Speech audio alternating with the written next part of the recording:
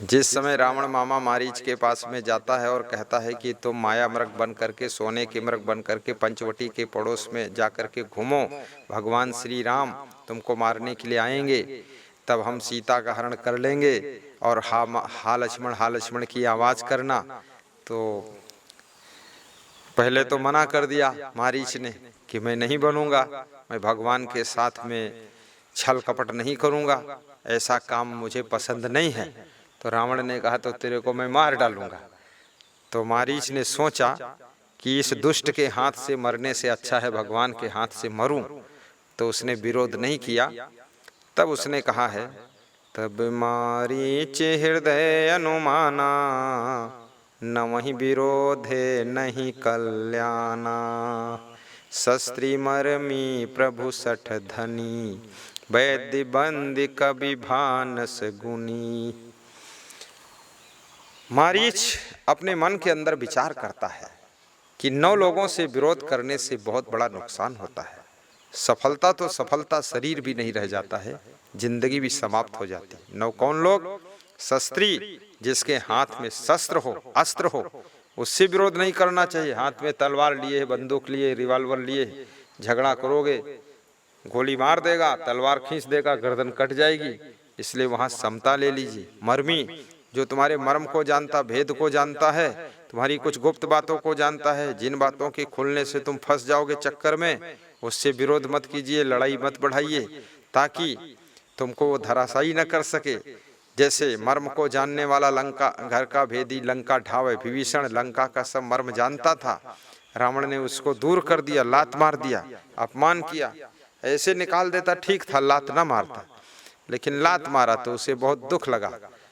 तो फिर वो मर्म जानने वाला राम से मिल गया जाकर और बताया कि नाभि में अमृत है, इसके नाभि में बाण मारो। नाभि में बाण मारा, जिस बाण से रावण की मृत्यु हुई थी। इसलिए मर्म जानने वाले व्यक्ति से विरोध नहीं करना चाहिए, समता से रहना चाहिए।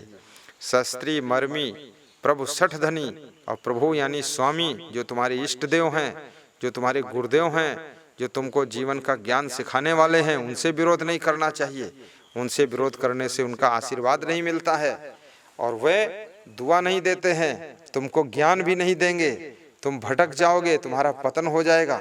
इसलिए उनसे भी विरोध मत कीजिए, उनसे प्रेम रखिए। सठ माने दुष्ट, दुष्ट से भी विरोध मत कीजिए। दुष्ट का क्या भरोसा, क्या ना गलत कदम उठा दे, तुमको बर्बाद कर देगा, उससे भी विरोध मत कीजिए। प्रभु सठ धनी, धनवान से विरोध मत कीजिए। पैसा वाला, पैसे में बहुत ताकत होती है। किसी को 10 लाख दे देगा, तुम्हारा मर्डर हो जाएगा। किसी को 50 लाख दे देगा, तुम्हारा कुछ भी गड़बड़ हो जाएगा। इसलिए धनवान से भी विरोध नहीं करना चाहिए, धनवान से गम खा लेना चाहिए। वैद्य बंद, वैद्य माने डॉक्टर, डॉक्टर से विरोध मत करो, नहीं तो कभी बीमार होगे। लड़ाई तो नहीं करेगा तुमसे, पर पॉइजन का इंजेक्शन दे देगा तो मर जाओगे। डॉक्टर से समता रखना चाहिए, न जाने कब उसकी जरूरत तुमको पड़ जाए। बंद कवि भानस गुनी, और जो बंदी कवि हैं, बंदी जन कवि, जो लोग बंदी जन होते थे प्राचीन समय में, उनको बंदी जन कहते थे। वो कविता बनाते थे, जिनको शायद भाण कहा जाता था या कुछ और कहा जाता था, तो कविता बना करके गाते थे। उनसे भी विरोध मत करो, नहीं तो तुम्हारे नाम से उल्टा कविता बनाकर गा देंगे, तुम्हारी बेइज्जती हो जाएगी, हंसी कर देंगे, मजाक मार देंगे।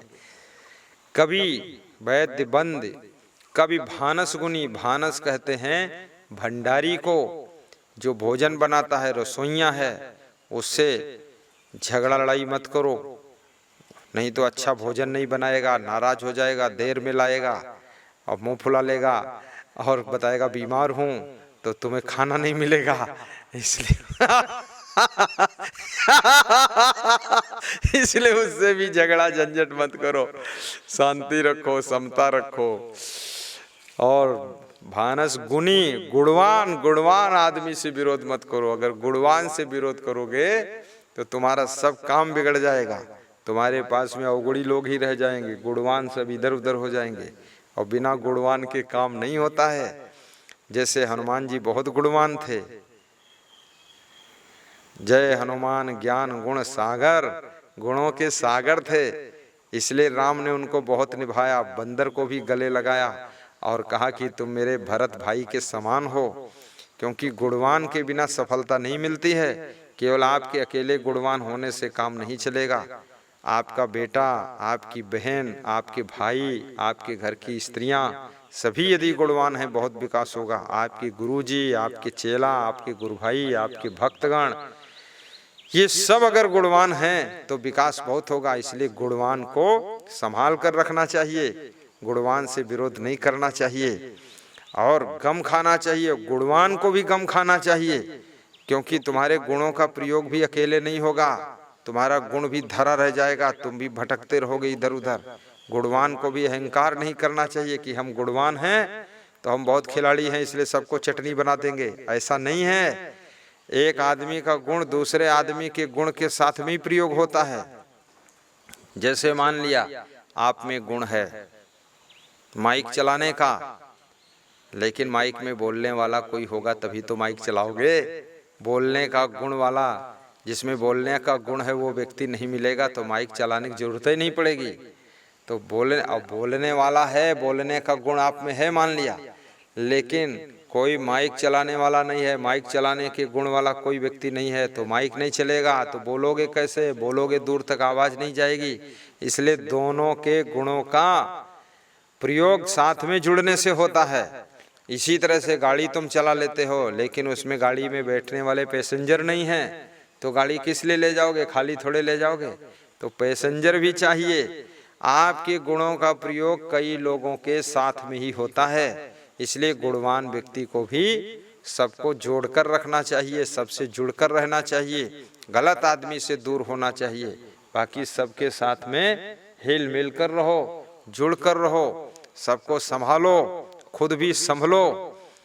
और गुणों का प्रयोग यदि करना है तो इतना याद रखना, आपको सहनशीलता रखनी पड़ेगी, गम खाना पड़ेगा। आप कितने ही गुणवान हो, सहनशीलता भी तो एक गुण है, खाली ऐसा नहीं है। ये गाड़ी चलाना कला है, लेकिन सहनशीलता गुण है। प्रेम करना गुण है, प्रेम से रहना गुण है। लेकिन रोटी बनाना एक कला है, लेकिन प्रेम से बनाना ये गुण है। गुण और कला जब दोनों आप में होती हैं तब सफलता का द्वार खुलता है, ऐसे सफलता का द्वार नहीं खुलता है।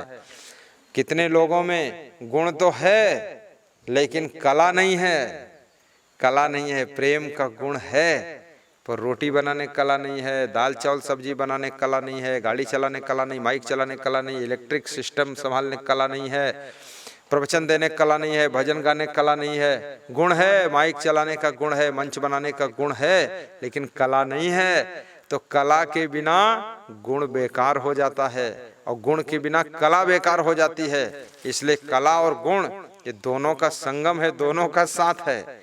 आप में जैसे आप दवा बेचते हैं दुकान पर, बढ़िया दवा बेच लेते हो, लेकिन दवा बनाने का गुण नहीं है तो दवा बेचोगे कैसे? इसलिए दवा बनाने का गुण जिसमें है उस आदमी से आपको जुड़ना पड़ेगा, और जिसमें दवा बनाने का गुण है उसमें बेचने की कला नहीं है। तो बनाने का गुण जिसमें है और बेचने की कला जिसमें, दोनों जब एक साथ जुड़ जाते हैं तो दोनों को सफलता मिल जाती है। इसलिए गुणवान को और कलाकार को जुड़ करके रहना चाहिए। और जिंदगी में हर गुण की आवश्यकता है, हर कला की आवश्यकता है, और हर कला हर गुण आप में नहीं है। तो इसलिए और लोग जो कलाकार हैं उनको जोड़ना पड़ेगा, और गुणवान लोग हैं उनको जोड़ना पड़ेगा। अगर उनको नहीं जोड़ पाओगे तो आप सफल नहीं हो सकते हैं। और सफलता गुणवान को भी चाहिए, कलाकार को भी चाहिए, सफलता हमको भी चाहिए, तुमको चाहिए, सबको चाहिए। सफलता की जरूरत सभी को है। ऐसा नहीं है कि तुम बोलते चले जाओ हमको नहीं जरूरत है, हमसे कोई मतलब नहीं है। ये तुम्हारी बात झूठी है, ये तुम्हारी बात जोश भरी, अहंकार भरी है, ये बात में दम नहीं है। सबको जरूरत है, खाने पीने की जरूरत है, सोने की जो गद्दा, रजाई, मच्छरदानी, साबुन, तेल, चंदन, चप्पल, जूता, चश्मा, सबको जरूरत है। चलने के लिए गाड़ी की जरूरत है, ठंडी में रजाई की जरूरत है, गर्मी में पंखा, कूलर, एसी की जरूरत है, बीमार होने पर दवाई की जरूरत है। जरूरतें सबको हैं। क्रोध में मत बोलो हमका कोई जरूरत नहीं, हमसे कोई मतलब नहीं, तुम जानो तुम्हारा काम जाने। अरे हम जानी हमारा काम जानी, लेकिन तुम जानो तुम्हारो काम जानी। सब अलग बिलग हो जाओगे, थलग हो जाओगे, तुम्हारे गुणों का प्रयोग नहीं होगा, कलाओं का प्रयोग नहीं होगा। खाने वाले नहीं होंगे तो रोटी बनाने की कला का प्रयोग किसके लिए करोगे, ये सोचो महाराज जी। और खाने वाले हैं, कोई रोटी बनाने की कला वाला नहीं है तो कोई बनाएगा नहीं तो खाओगे क्या। इसलिए रोटी बनाने की कला जिनमें है उनको भी धन्यवाद दीजिए, और जो खाने आए उनको भी धन्यवाद दीजिए कि आपको भी बहुत बहुत धन्यवाद है जो हमारी कला का सदुपयोग हो गया आपके आने से। तो सभी का महत्व है, कलाकारों का भी, गुणवानों का भी। आपका जीवन मंगलमय हो। और मारीच ने रावण के आक्रामक स्वभाव को देखते हुए ऐसा निर्णय लिया था कि 9 लोगों से विरोध नहीं करना चाहिए। शस्त्री है, शस्त्र को धारण करने वाला, मर्म को जानने वाला, धनवान व्यक्ति, और प्रभु यानी स्वामी जो हमारे इष्ट देव गुरुदेव हैं उनसे, और 60 माने दुष्ट से, और कवि बंदियों से, और भंडारी से, और साथ में गुणवान से, और वैद्य यानी डॉक्टर से। ये 9 लोगों से विरोध करने से अपना विनाश होता है, कल्याण नहीं होता है। इसलिए विवेकवान को इनसे बच करके रहना चाहिए, तभी उनका उद्धार सुधार होगा, कल्याण होगा, और आप सुरक्षित रहेंगे, शांति की प्राप्ति होगी। बोलिए सद्गुरु भगवान की जय।